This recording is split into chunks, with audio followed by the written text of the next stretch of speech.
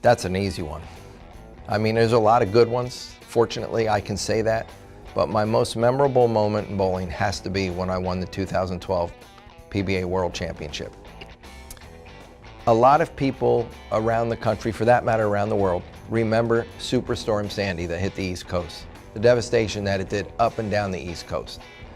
Well, fortunately, or unfortunately, I'm going to say unfortunately for me, that storm actually came on shore about 25 minutes from where I live, just south of me.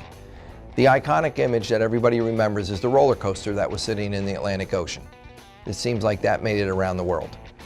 Fortunately for me, I didn't have devastation and damage. It took me 2 days to clean up branches from my yard, while my neighbor had 10 trees down in his yard.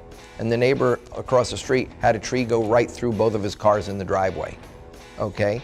So when you look at what went on, we had no electricity for 3 days. That meant I couldn't practice, couldn't go anywhere because nobody had electricity. Then finally, the power came on.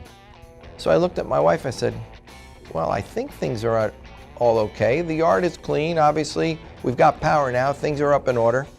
What do you think? Should I go out and bowl the World Championship? She goes, yeah. She goes, that's what you like to do and that's your job, but I think that we can work on that. So we changed my ticket and I went out the following day to go bowl. Skipping half of the practice session for the first two animal patterns, I bowled practice session for the second two, and then things got underway. As they would unfold, I would not make any individual cuts, but I snuck into 24th at the World Championship. Going onward from there, I found myself, or enabled myself, to continue to win a bunch of matches and then bowl very good in match play, score-wise, to slowly creep up on the show and then snuck into the TV show in 5th place. By then, back at home, the Superstorm Sandy had moved along. But then we had, believe it or not, a snowstorm that came in, and it dumped a foot of snow, now knocking power out for everyone again for 3 more days. Well, now that I've made the TV show, I called up my wife and said, hey, why don't you get the kids and come on out here and watch. I qualified 5th for the TV show. We don't know what's going to happen. Let's see how it plays out. Fortunately, as things would roll on, I'd win 1 game, I'd win 2, I'd win 3, and eventually beat Jason Belmonte for the title. Me rolling out the 3-pin there, I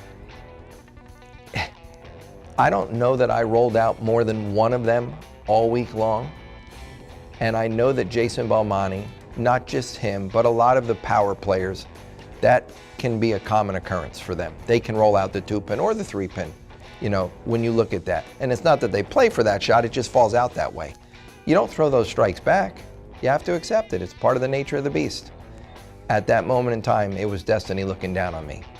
And when I say that, you can look back at that TV show.